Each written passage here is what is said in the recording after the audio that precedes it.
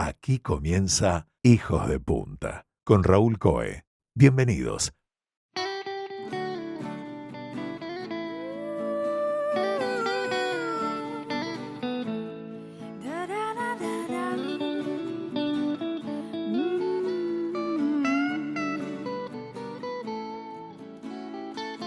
Con frecuencia vemos a las figuras políticas y sociales más relevantes del mundo ser entrevistadas por los grandes medios de comunicación.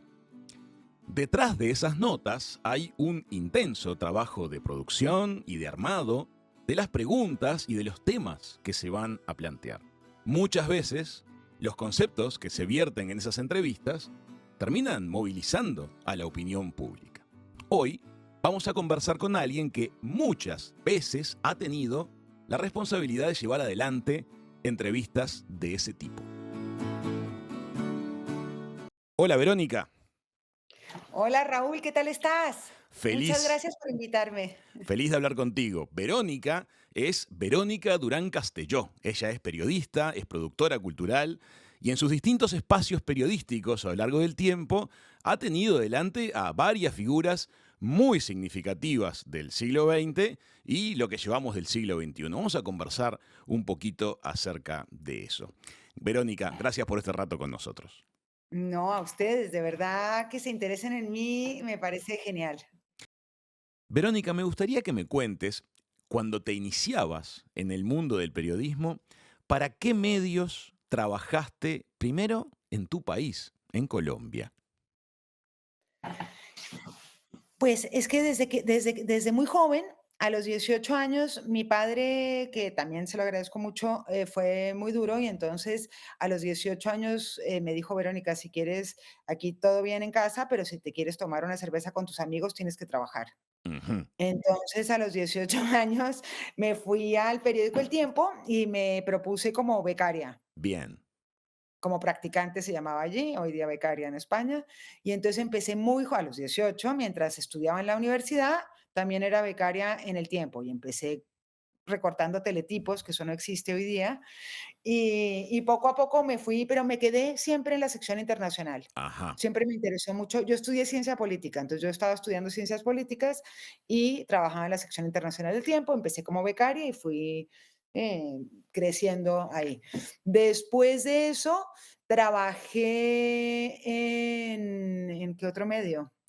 Bueno, estuve en diferentes partes estuve como jefe de prensa de un grupo importante de un empresario muy potente colombiano, de Ardila Lule, fui la directora de comunicación, Y pasas a también televisión.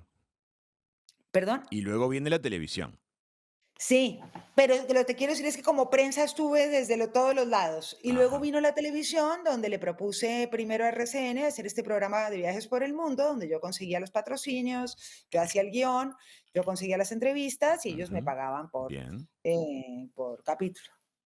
Y es en ese periodo que se te generan las oportunidades de tener algunas entrevistas realmente muy significativas para ese momento. Tú venías de una Colombia que estaba atravesando años convulsionados, ¿verdad? Estaba en una Colombia que era muy violenta, que de repente no habían móviles, entonces de repente te llegaba el rumor de que habían puesto una bomba en tal sitio y no sabías si tu mamá había pasado por ahí en ese momento.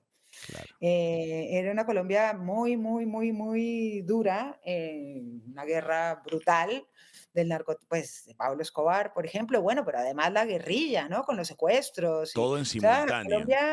Colombia ha tenido una historia muy fuerte y y eso. Y en ese periodo tú decidís empezar a conectarte con grandes figuras del mundo que estaban entre medio de guerra y paz para hacer notas. Hago un guión que le vendo a la televisión, donde yo decía, voy a ir y mostrar estos países geniales, pero al mismo tiempo vamos a mostrar el país, pero vamos a entrevistar al personaje más importante del país.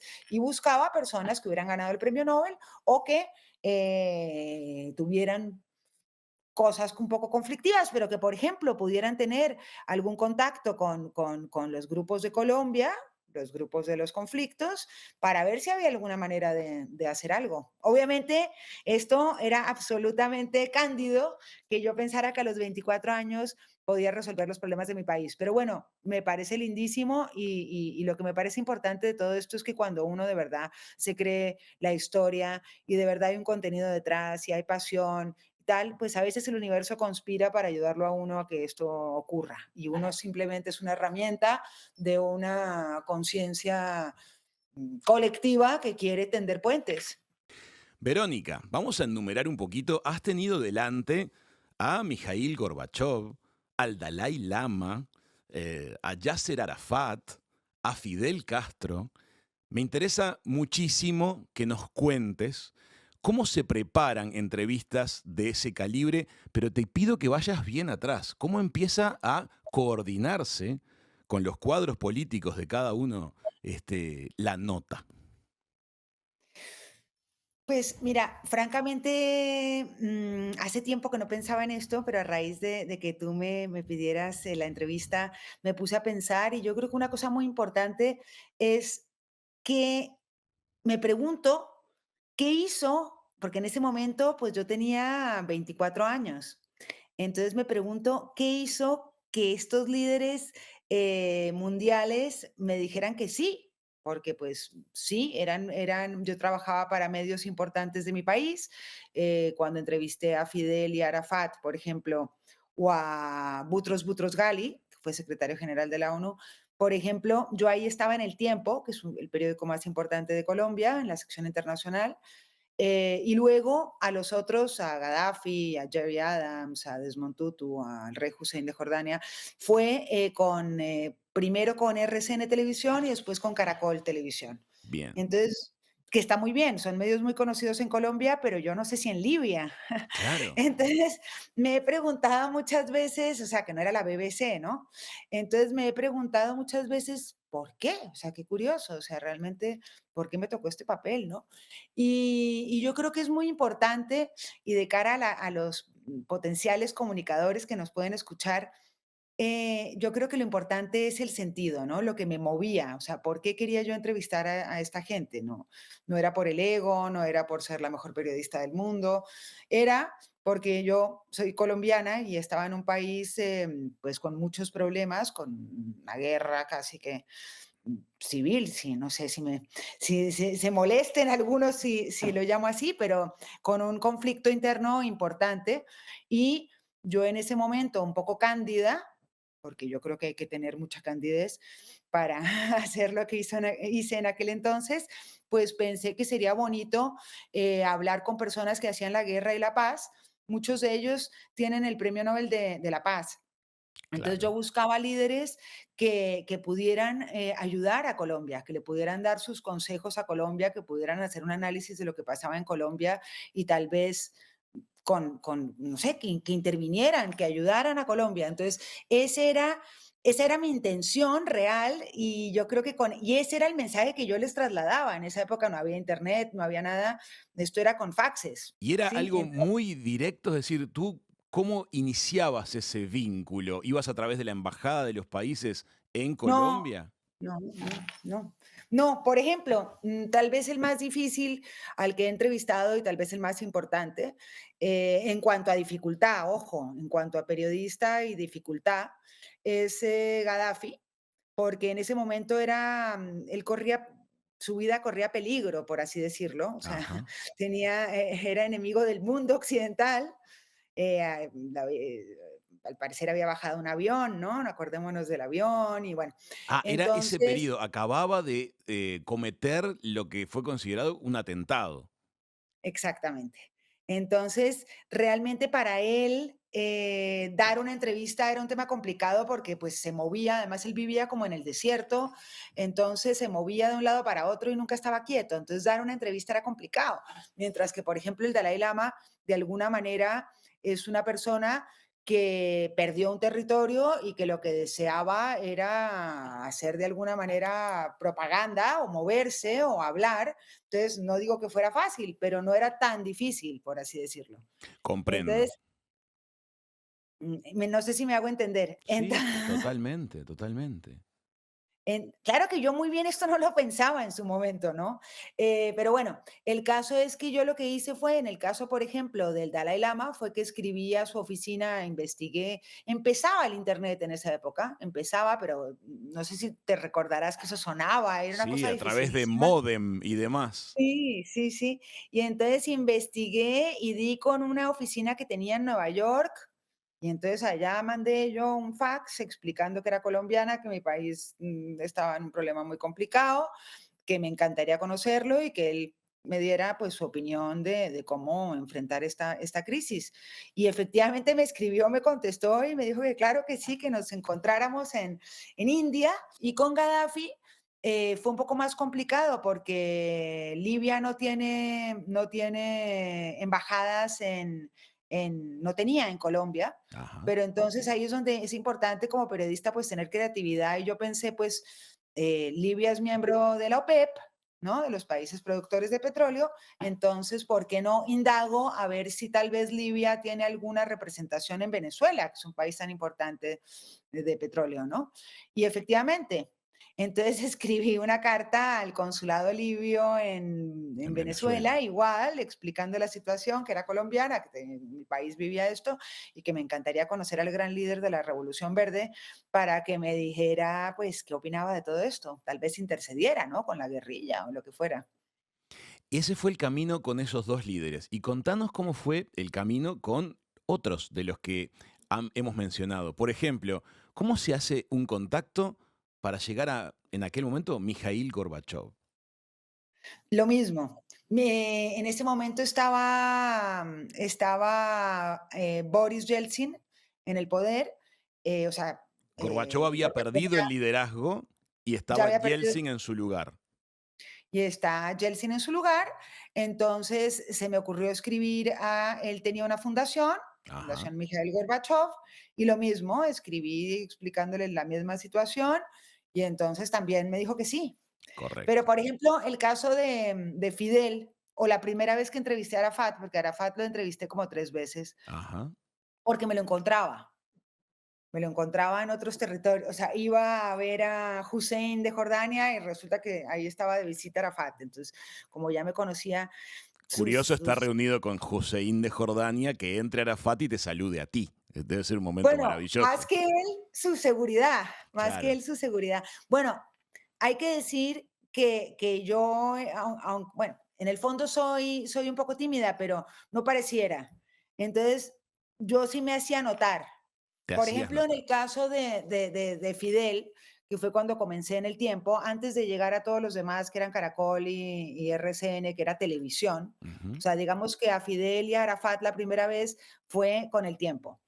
Y fue porque se celebró en Cartagena la cumbre de los no alineados. Ujú. Entonces yo le pedí a mi jefe que por favor me dejara ir, que yo me iba a conseguir las entrevistas, como fuera.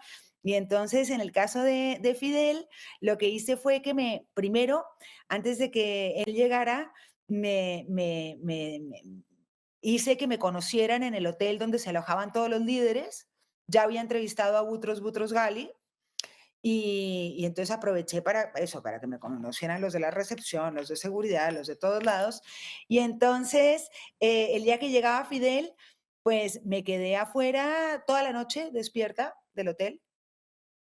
Y cuando llegó en el coche, que por cierto, llegaba con García Márquez. Ajá. Sí, entonces, nada, entonces aproveché y yo, oye, sí, yo sí grité, Gritaste. Fidel, claro, uno tiene que hacerse notar, si no, ¿cómo? Mirá, pensé que era algo mucho más protocolar. No, no, no, protocolar, si es protocolar, creo que no ganas, no se consigue nada en la vida. Mirá, No, nada en este sentido. O bueno, esta ha sido mi situación. Cuando no he tenido concertadas las entrevistas, como te conté antes, con los demás, yo mandaba unos faxes y me decían que sí, no me ponían una cita y allá llegaba. En el caso, por ejemplo, de Fidel, pues fue así, y en el caso de Arafat también, me lo encontré entonces en la cumbre de los no alineados y señor Arafat, me empezaron a conocer su seguridad, vieron que tal, y después fue muy interesante con Arafat porque después de haberlo entrevistado, iba por la ciudad de Cartagena caminando y se me acerca un señor NN, a decirme: "Mire, aquí le manda Arafat", y era una foto de él y yo. Ah, mira tú. Pero sorprende que haya personas del equipo de seguridad así caminando por la ciudad que te contacten, ¿no? También uno se pregunta, ¿me estarían siguiendo?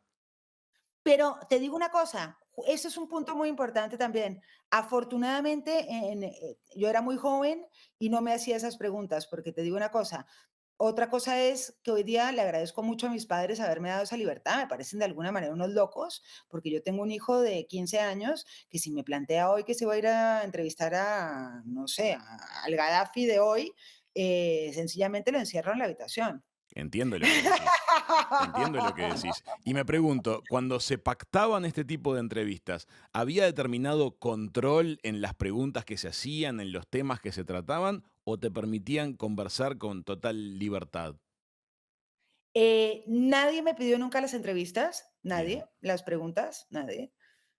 Que tampoco tiene mucho misterio hoy día, por ejemplo, hoy día que hago otra cosa distinta, sigo en el periodismo, pero en otro tema totalmente diferente, yo incluso a veces mando las preguntas para que preparen o cuando entrevisto a tengo un podcast también, en fin, a veces mando mis preguntas, pero en estos casos nunca las mandé. Es verdad que en el caso de Gaddafi, ya cuando ya estaba cerca de él, lo de Gaddafi fue muy difícil, faltando ya 20 minutos para la entrevista, es verdad que sí me dijeron: "Deme las preguntas". Ah, ok. Entonces, ¿Y tampoco te pasó que luego de las entrevistas te dijeran este tema que se tocó mejor que no se difunda? no, Tampoco no, sucedió eso. no, no. ¿Suele haber más gente También te tengo que presente? decir una cosa, y Sí. reconozco, yo hoy que veo las entrevistas o hace rato que no las escucho, pero bueno, fueron interesantes, muy interesantes, porque sea lo que fueran estos personajes, llamémoslos personajes, pues eran personas con Pisaban conocimiento, ¿no? muy fuerte, todos ellos, sin lugar a Por dudas. eso, por eso, eran personas con conocimiento. Yo obviamente que no les hacía las preguntas difíciles, pues no, comprenderás que uno no va a hacer una pregunta demasiado arriesgada en la mitad del desierto de la nada a Gaddafi. ¿Qué tan en el desierto? ¿Cómo es la logística de llegar a un encuentro como ese? Muy complicado, porque a mí no me dieron la entrevista. Entonces, cuando yo mandé la carta al consulado de Venezuela, de repente un día me llaman al teléfono en Bogotá y me llama persona desconocida con un acento, pues sí, en inglés, pero árabe, y me dicen, mire, en relación a su fax, queremos decirle que no le damos la entrevista, pero le invitamos al 10º aniversario de la Revolución Verde, o al 30, no, perdón, 30 aniversario de la Revolución Verde, Ajá. al 30. Entonces, resulta que justo, pero ahí es donde también que me parece interesante tocar el tema, que a mí me parece interesante como periodista y como ser humano, el de la suerte, ¿no? Porque la suerte también juega un papel muchas veces en muchas cosas, ¿no? Hay algo misterioso en todo, porque justo en ese momento, entonces se da que había esta celebración, entonces no me iban a dar la entrevista, nunca me la iban a dar, pero me dijeron, bueno, ya que usted escribió, véngase a la cumbre. Entonces era una cumbre donde invitaban a muchos periodistas, allá estaba France Press, la BBC, bueno, todos los grandes periodistas del mundo, e invitados todo pago por Libia, ¿En qué ciudad? eh, en Trípoli. En Trípoli. Bien. Mm. Y entonces ahí nos reunieron a todos, desde las estrellas de la BBC hasta mí, y nos tenían en un hotel, un poco vigilados, hay Ujú. que decir. Y nada, y nos iban llevando a eventos que le interesaba mostrar a Gaddafi. Por ejemplo, nos mostró un nuevo coche que hizo, no sé cómo, con qué tecnología. Desde luego todo era verde, porque como él hizo la revolución verde, pues la ciudad estaba pintada de verde, el coche era verde, era muy kitsch. Y bueno, entonces, después de llevarnos a cosas distintas y a diferentes eventos, a todos, en un momento dado, pues todos se fueron porque él no le iba a dar entrevista a nadie. Y yo dije, yo no me voy. Yo no me voy sin la entrevista. O sea, es que además no tenía, o sea, yo casi que le había dicho en ese momento mi empleador, que era Caracol Televisión, que yo ya tenía la entrevista. Yo no podía volver sin la entrevista. Te la jugaste. Entonces, Ah, sí, sí, dije: "Es que no puedo volver sin la ya estoy aquí". Y en un momento dado me acuerdo que llamé a mi papá, porque lo curioso es que nos dejaban hablar por teléfono todo el día. Seguramente que nos tenían todo el día monitoreados, y prefiero no pensar muy bien mucho en eso, y ahí es donde digo lo de la candidez. Hoy día no haría estas cosas. Perfecto. Gracias. Entonces Hoy día dijiste, no yo me no me interesa voy sin la nada de entrevista. Le dijiste ¿ah? al equipo asesor, le dijiste, miren, yo me voy a quedar acá, no me voy sin la entrevista. Y No que, me voy sin no, a Caracol le había dicho que la tenía perfecto, directamente, no, que pero yo me tenía que refiero hablar con al ellos. equipo de político, le decís, yo no me voy sin la entrevista. Y ellos te habían No, dicho que no. es que yo tenía mi propio programa de viajes que yo le había vendido a Caracol, o sea, yo era mi Ok, propia jefe. O bien, sea, que yo no tenía que informar, no era parte de un noticiero ni nada de esto, bien, yo bien. había vendido un programa, ideado, creado y vendido, y yo había dicho que tenía esta entrevista, entre otras. Y entonces yo dije: "De aquí no me voy, o sea, tengo que tener a Gaddafi sí o sí". Entonces se fueron todos, las grandes estrellas, y yo me quedé. Entonces, en el hotel. Entonces, yo era la única persona en el hotel con mi cámara, con la persona que hacía de cámara y con otro amigo que de alguna manera presentaba. Era un programa de viajes por el mundo donde además contactábamos al líder del lugar, Bien. pero también mostrábamos como el sitio. Y entonces ahí nos quedamos solos en este hotel, solos, en un hotel invitada por ellos, y ellos cada 2 días me invitaban a irme. Te Me decían: proponían, señora, su visita ha terminado. "Su visita ha terminado", y yo: "No, miren, lo siento muchísimo, pero es que yo no me voy sin ver a Gaddafi". Entonces me decían: "No, no, tiene que irse". Y hasta un día llegaron a montarnos en el autobús y llevarnos al aeropuerto. En esa época, pues, Alitalia era la que tenía conexión, porque si bien recuerdas, Libia fue parte de Italia, tuvo rey italiano y todo, ¿no? Ajá, Entonces, llegamos al aeropuerto y resulta que el avión se estropeó. el Entonces, destino, ahí es donde uno dice el que destino. también hay cosas que tienen que pasar, ¿no? Entonces, les tocó devolverme al hotel. Y bueno, y después de varios días ahí encerrada, porque no es que tú dijeras: "Me voy a ir a inspeccionar el país", Claro. eso No no se estamos podía. paseando por Trípoli. No, no se puede. No, eso Claro. no. Entonces, después de unos días, varios, estoy hablando de que esto pasó un mes, ¿no? Un mes. Un mes, Oh, ¿y un entonces? mes. Y entonces, después de varios días, bueno, después de un tiempo, de repente apareció una mano derecha de Gaddafi, también como a hablar conmigo, muy correcto, se portaron, la verdad es que debo decir que se portaron todos muy bien conmigo. De hecho, te tenían en el Eh, hotel a costo de ellos. sí, y se portaban no me puedo quejar de absolutamente nada. Y yo creo que eso es importante de que cuando uno quiere hacer las cosas, de que es importante, digamos, la emoción que uno le pone y el positivismo y desde dónde uno hace las cosas, si las hace desde de verdad querer aportar algo, desde tratar de unir puentes. Es que yo creo que se trata de eso, de unir puentes, y yo creo que cuando la gente ve que uno va de eso, las cosas fluyen. Entonces, nada, llegó este señor y me volvió a decir: "Mira, esto es muy difícil que te reciba Gaddafi". Le dije: "Mire, yo ya dije en el programa este que en el canal que yo tenía esta entrevista, yo no puedo volver sin la entrevista". Porque en un punto mi papá, que es un loco fantástico, lo llamé y le dije: "Mira", porque me dejaban llamar todo lo que yo quisiera por teléfono, horas y horas, teníamos Ajá. teléfono libre. Entonces llamé a mi papá en un momento dado, le dije: "Papi, mira, creo que fracasé, yo realmente ya no puedo seguir aquí encerrada comiendo cuscús. No, o sea, esto no tiene ningún sentido". Y mi papá me dijo: "Verónica, ya estás acá, ya no vuelvas sin la entrevista". Claro. Te empujó. Me empujó, que hoy día digo, a veces le pregunto, le digo: "Pero papi, realmente, no sé cómo definirlo, te agradezco que me hayas dejado volar tanto", y nada. Y entonces, nada, ese día este señor me dijo tal, que no, que era muy difícil, y yo le dije: "Mire, por favor", le lloré, le expliqué, le dije, le rogué, un mes después. Y entonces, esa noche él me dijo: "Mire, es muy difícil, vaya pensando que no y adiós". Yo, bueno, adiós. Y me fui a dormir. Y de repente estoy dormida a las 2 de la mañana y tocan la puerta. Ay, qué miedo. Sí. Y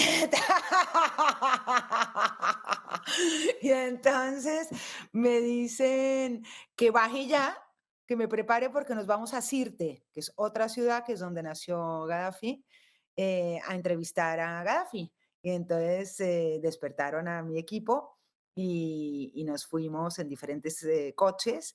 A las 2 de la mañana atravesamos pues todo ese desierto. ¿Sentías miedo? eh,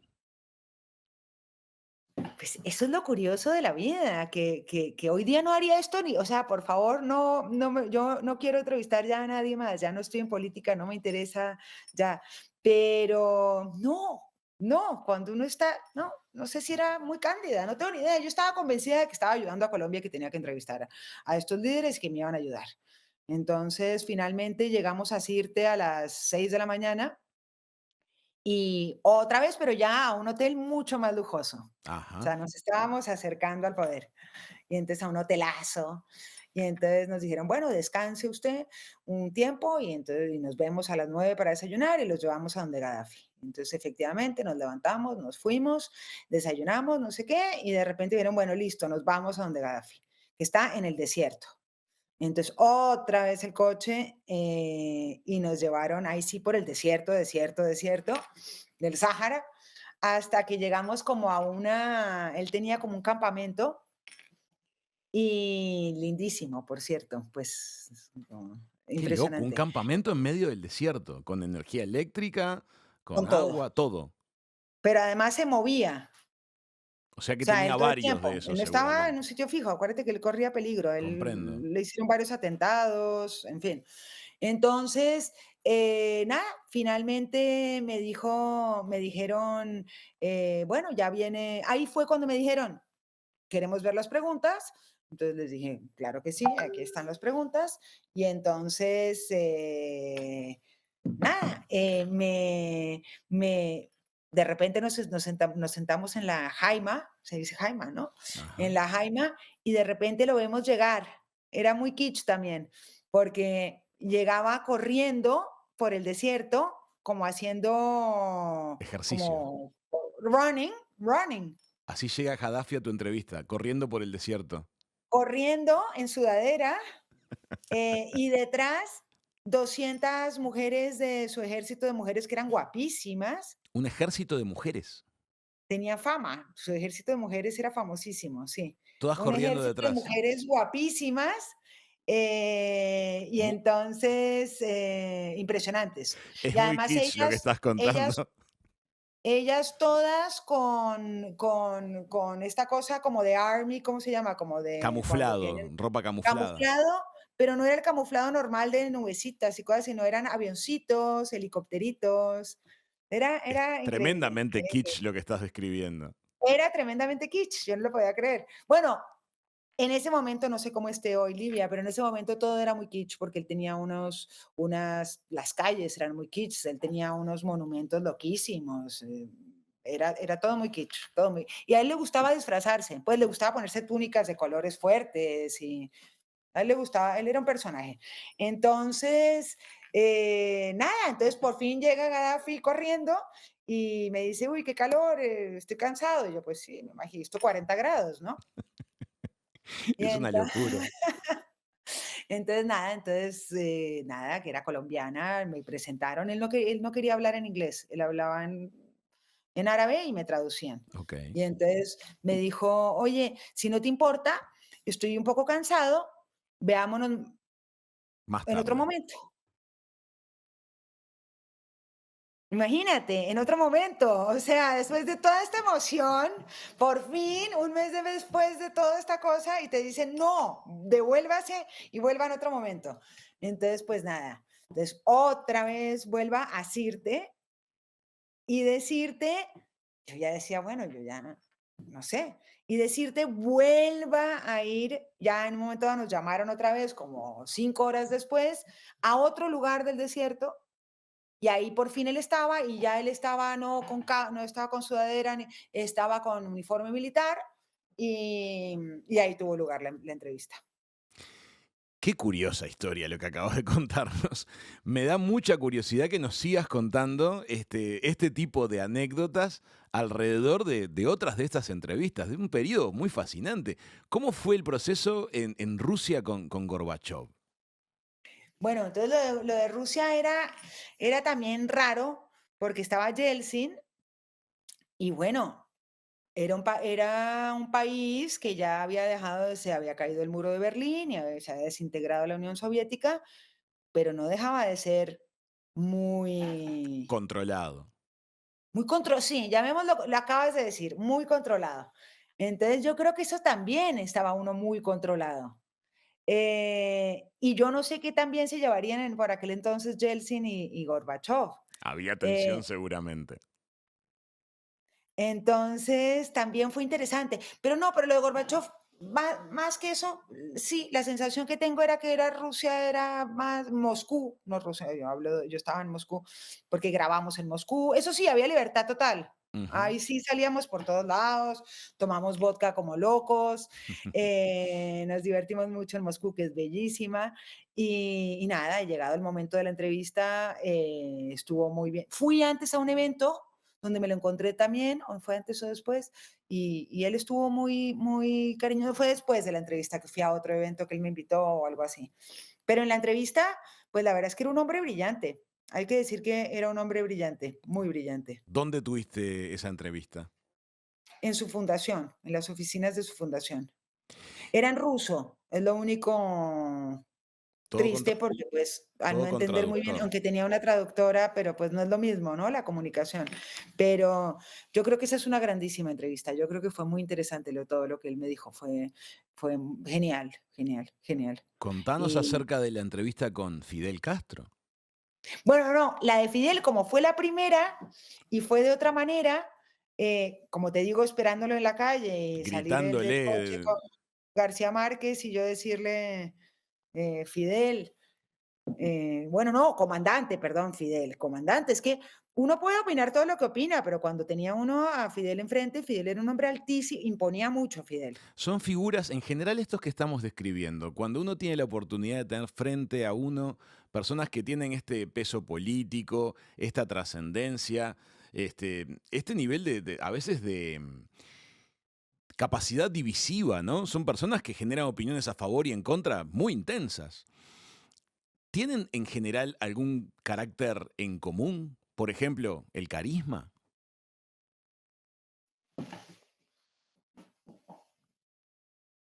No, hay unos más carismáticos que otros. Mira, Sí, hay unos mucho más carismáticos que otros. No me pongas a decirte cuáles. ¿y qué te pasa? ¿Y qué sucede cuando uno tiene enfrente a una figura de este peso e íntimamente, en realidad, piensa distinto en cuanto a sus políticas, en cuanto a sus acciones, hasta puede llegar a condenar acciones que algunos de ellos hayan hecho? ¿Se siente esa tensión cuando estás en la entrevista? No, yo no la sentía porque no, yo iba a escuchar. Yo en ese po y creo que ahora intento también hacer lo mismo. No me interesaba juzgar o ponerme, teniendo en cuenta que eran personajes muy complicados, pero me Claro, interesaban complicados porque habían ganado el premio de la paz, el Nobel. Ten en cuenta que Arafat había ganado el premio de la paz, el Nobel de la Paz, todos habían.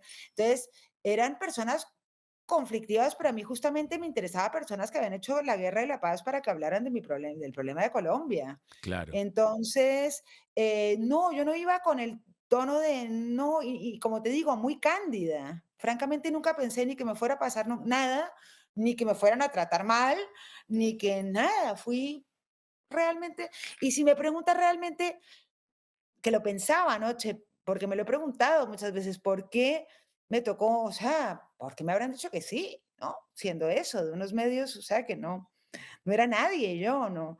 Y yo creo que a veces hay que soñar, yo creo que hay que soñar en grande, yo creo que a veces el universo conspira para que ocurran cosas, yo creo que uno a veces es una herramienta de algo más, de un inconsciente colectivo, llámalo como quieras, que te lleva a ser parte de una cosa. Y yo creo que cuando uno quiere unir puentes y lo hace desde la inocencia, no sé si inocencia, pero desde el positivismo, yo creo que suceden cosas. Se A abren mí me gusta, puertas. sí, a mí me gusta tender puentes, siempre los he tendido y creo que eso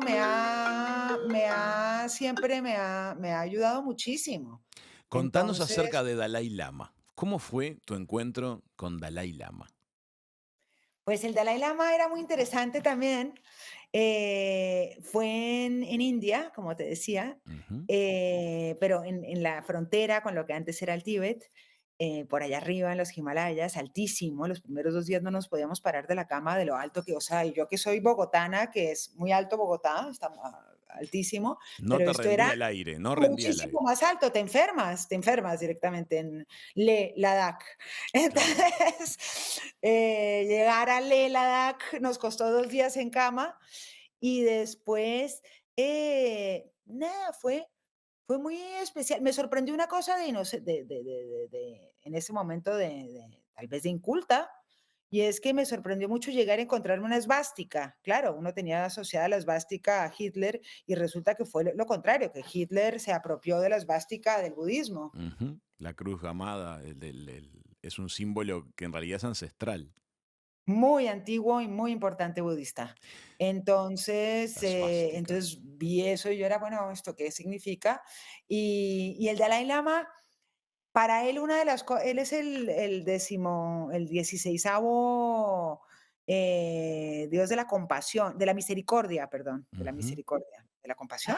Ya tengo esa duda, ¿de la misericordia o de la compasión? Y una de las cosas que para ellos es positiva es como de alguna manera volver como a la niñez, pero en las emociones. Conectarnos con esa energía Sí, infantil. sí. Y él tenía eso. Vibra como un O sea, niño, tiene sí, actitudes. sí, sí. Entonces, pero un niño no me lo tomes a no, no, en No, el no, buen no. sentido quiero decir Acerca que de era la apertura es un poco lo han dicho algunas sí, personas que lo han sí, tenido delante. y muy, muy, se sintió muy bien, me sentí muy, muy bien, y también muy sin ánimos de entrar en tomar ninguna partida de nada, porque, como te digo, mi función en ese momento, y sigue siendo la misma, no era tomar ninguna partida de nada, sino de escuchar, y más que nada de que me dijeran a ver qué opinaban sobre Colombia y cuál era su visión. Entonces, eh fue muy agradable, había mucha paz en ese encuentro, muchísima paz en ese encuentro y fue genial también, fue ¿Son genial, charlas fue genial. extensas? ¿Te sirven café? ¿Cómo es un poquito la situación de entorno? Una hora Una con hora. cada uno. Te dan una Con hora. Fi con Fidel no, ¿no? Porque la de Fidel fue robada en la calle, ¿no? Claro, claro. Mm. Y en ese rato, ¿hay como mucha gente que está presente en la entrevista o es un espacio bastante privado, el cámara, tú y la persona entrevistada? Privado. Espacio privado. Pues una persona, Ujú. el personaje y una persona. Qué periodo tan interesante de tu carrera periodística este que estás Me faltó contando. Mubarak, me faltó Mubarak. Fue el único gran, de estos que llevaban años en el poder, absolutista, que no pude entrevistar. De más, sí, sí, fue apasionante. Desmond Tutu en África, fascinante. ¿Cómo fue Jerry el Adams, proceso de muy Desmond Tutu? interesante. Te quiero decir una cosa, Sí. creo que pasé más, se lo comentaba el otro día a un irlandés, creo que pasé más tensión, llamémoslo, y eso que como te dije, yo era muy cándida y no sentí ninguna, pero si sentí tensión, la sentí en Irlanda del Norte, en aquel entonces. Que estaba candente con su conflicto con Inglaterra. Entonces, hoy día me han contado que es otra cosa, no tiene nada que ver, pero en aquel entonces, y además había una cosa justo fuimos en la época de una cosa que se llamaba el Orange March, la marcha naranja, y es toda Ujú. una, bueno, entonces ahí sí, no sé, viví como una tensión, y ojo que te lo dice una colombiana, ¿no? Una colombiana que venía de Pablo Escobar y las bombas, y y había una tensión muy profunda en Belfast. Verónica, después de este maravilloso relato que nos has hecho, de este ciclo de entrevistas que lograste hacer, te quiero preguntar, ¿te quedó alguno en el tintero en ese momento? Pues, curiosamente, yo me crié en Argentina, toda mi Ajá. infancia la pasé en Argentina, 12 años, de 1 año a los 13 años viví en Argentina. Entonces, de alguna manera, Argentina también es una de mis patrias. Yo considero que tengo 3 patrias: Argentina, Colombia. Argentina es mi niñez, Colombia es mi adolescencia y España es mi madurez. Pues, Argentina siempre me ha interesado mucho. Entonces, en ese momento estaba Menem Ajá. y me pareció interesante entrevistar a Menem. Entonces, los pocos que me dijeron que no en aquel entonces, curiosamente, fueron Menem, Menem. el PRI en México, Vicente Fox de Vis- México. Perfecto. Curioso, pero no era fácil, y México también muy difícil. Me llamaron un montón de personas, fue todo, pasé como varias pruebas, pero al final no se dio. No se Y dio. luego también quise entrevistar a Yitzhak Rabin, Y, Israel, me sí, hubiera encantado, y no se pudo. esas te quedaron en el tintero. Me quedaron esas 3 en el tintero. Verónica, ¿qué es el sueño de Madrid? Pues mira, justamente como yo tengo un corazón dividido y mi vida, pues me crié en Argentina, mi adolescencia fue en Colombia y mi madurez en España, siempre me ha interesado mucho el tema de la condición del inmigrante, ¿no? Ujú. De cómo se siente un inmigrante, de dónde soy, ¿no? ¿Qué hago aquí? ¿Y en qué ¿Cuál es mi años? patria? ¿Y qué años tensos estamos viviendo en cuanto a temas inmigratorios? Sí, sí, tensos. Entonces, pero yo siempre, de nuevo, lo que he querido es visibilizar el talento latinoamericano en Madrid. Entonces, lo que yo empecé a hacer aquí en Madrid hace 24 años fue empezar a visibilizar todo el talento latinoamericano en Madrid. Donde me gustaba era mostrarle a los españoles que veníamos a aportar a las artes, a la economía, a todo, y que no solamente éramos ladrones, mafiosos y prostitutas, Sí, sería ¿sabes? importante Entonces, cambiar esa imagen. importantísimo. Entonces, hice un montón de cosas que realmente tardaríamos mucho tiempo en que te las contara todas, pero básicamente hice unos premios que se llamaron 100 Latinos Madrid, que era que reconocíamos cada año con la Comunidad de Madrid y con Casa de América 100 ejemplos de superación y de éxito de latinoamericanos en Madrid, y poníamos sus fotos en el aeropuerto, porque era inclusivo. Yo creo que de lo bonito de aquel entonces y de ese proyecto era que eran 100. ¿Sabes? Qué linda iniciativa. Sí, sí, muy bonito porque eran 100 personas. Entonces, y nunca importó de qué color eran, ni a quién rezaban, ni a quién amaban. Se Ujú. trataba de talento, punto y duro, así. Y realmente elegido, de verdad. Sí, con De calidad hecho, de selección. No había que rellenar 100, había que conseguir 100 buenos casos. ¿no? Y elegíamos 100 de 500. Y Hacíamos había un muchos más. trabajo, Claro. un trabajo exhaustivo de investigación donde habían 500. Finalmente hacíamos un listado de 250 y un comité de selección. Cada uno elegía sus 100 y ahí el que más puntos tuviera, pues eran los 100. Y así estuvimos 5 años. Después hice el mismo proyecto, pero en Miami. Ujú. Se llamaba 100 Latinos Miami, con el alcalde de Miami, con las 3 universidades de Miami, con el aeropuerto de Miami, y lo mismo, y poníamos a los latinos hispanos en el aeropuerto de Miami. Luego cambié eso para hacerlo desde el país de origen, o sea, emigrantes, ya no eran latinos inmigrantes en una ciudad, sino eran desde por ejemplo, Colombia, 100 colombianos con el presidente Juan Manuel Santos, elegíamos 100 ejemplos de superación y de éxito de colombianos en el mundo, y esos 100 que quedaban los poníamos un año en el aeropuerto El Dorado con sus historias de vida, con su foto. Eso lo hicimos 4 años con el presidente Santos. Luego volví, pues todo esto yo estaba en España, pero viajaba. Luego lo hicimos en España con 100 españoles. Elegimos 100 ejemplos de superación y de éxito de españoles, y también un lindísimo, un exitazo, Me españoles. imagino de las historias de vida que debes haber ido recabando en este periodo, de tantos y tantos cientos de personas maravillosas de todas partes del mundo. Pues 1.200 personas logré, no sé si llamarlo premiar, porque no sé si me gusta tanto el Bueno, término pero uno premiación, termina pero conociéndolos, termina reconocer. charlando con todas esas personas y conociendo los proyectos, lo que han llevado adelante. Una gente alucinante, y además tuvimos buen ojo porque hoy día esas personas siguen creciendo, ¿no? Y Qué además eran maravilloso. en todos los ámbitos, desde artes, economía, todos los ámbitos. Entonces, Verónica, ¿qué es hoy el sueño de Madrid?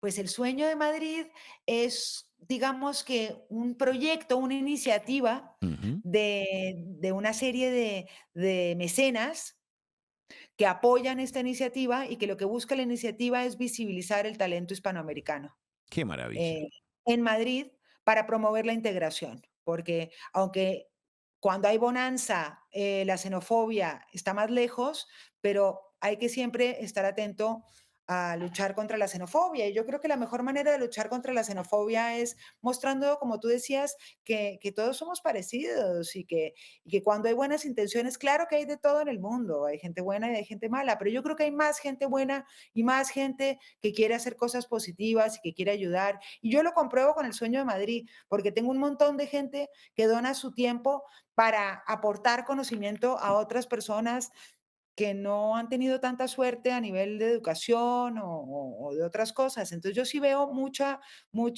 generosidad a mi alrededor.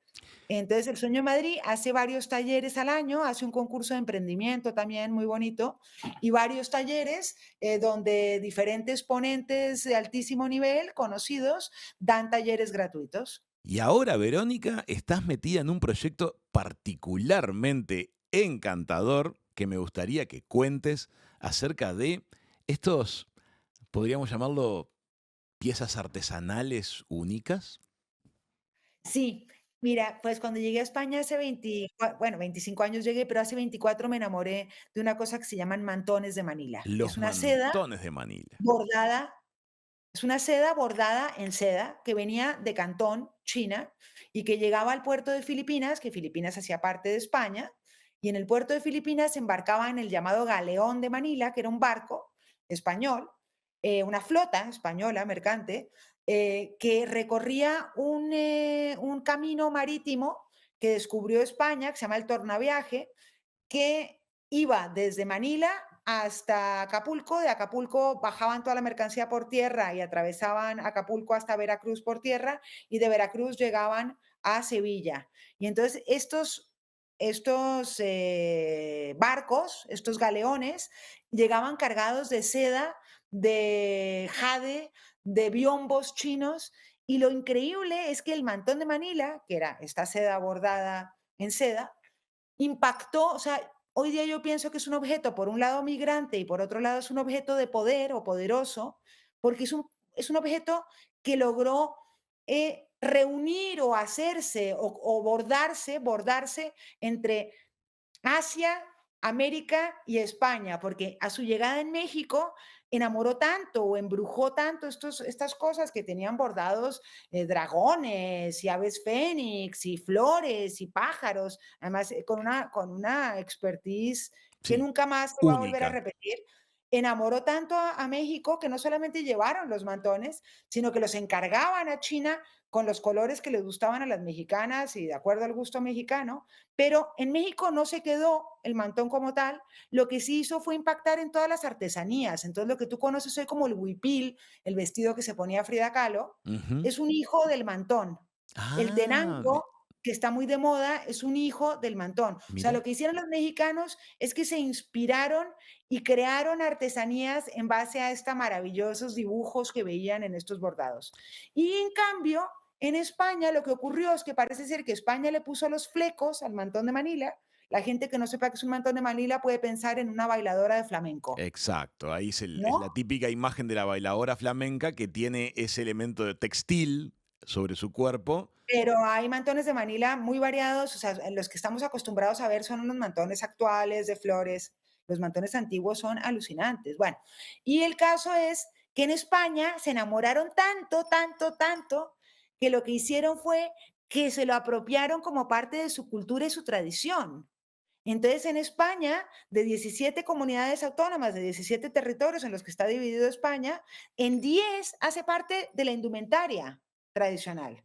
Qué Entonces, es muy curioso. curioso encontrarte a una persona de Zaragoza, donde es muy popular, con un mantón lleno de pagodas y chinitos.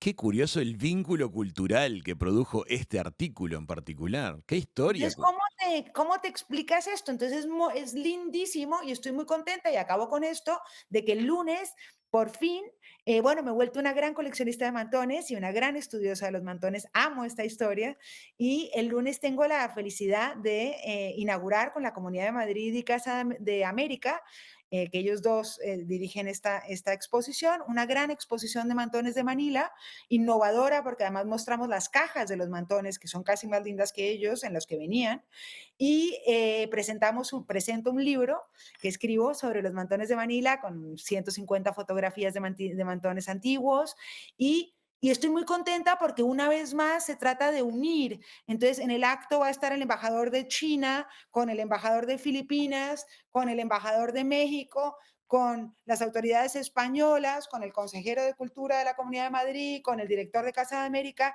porque se trata de tender puentes. O sea, es un objeto que han bordado estas tres culturas. O Verónica, sea, es un estamos. objeto que no es de ninguna, pero es bordado por todas. Habrá piezas, me imagino, de siglos de edad, ¿verdad? Hay piezas estamos hablando de 1600. Y se Ah, conservan en buen estado. esas no tanto. Luego el mantón tuvo un momento de popularización donde se volvió ya de uso popular, porque al principio lo usaban solamente pues la clase pudiente, la clase alta, la Ujú. aristocracia. Y a finales del 19, principios del 20 tuvo un gran boom porque hubo también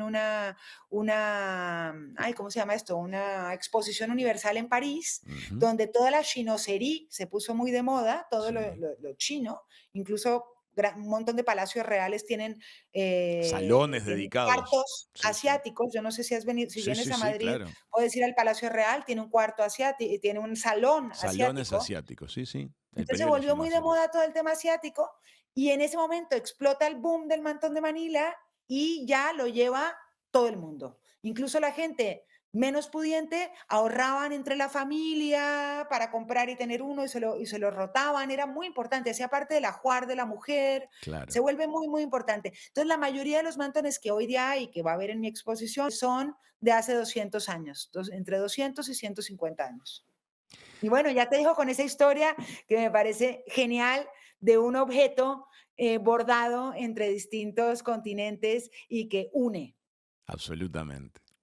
Verónica, te quiero agradecer muchísimo los minutos que nos dedicaste, la diversidad de tus intereses, pero siempre el hilo conductor de querer tender puentes, querer unir, querer mostrarnos a los humanos como lo parecidos que somos en todas partes. Muchísimas De gracias. acuerdo. Un abrazo enorme. Y ya cuando quieras, aquí estoy. Amigas, amigos, periodista, gestora cultural Verónica Durán Castelló ha pasado por la mesa de Hijos de Punta.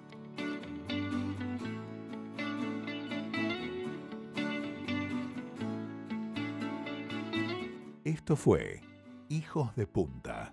Raúl Coe, todos sus invitados y una muy buena charla.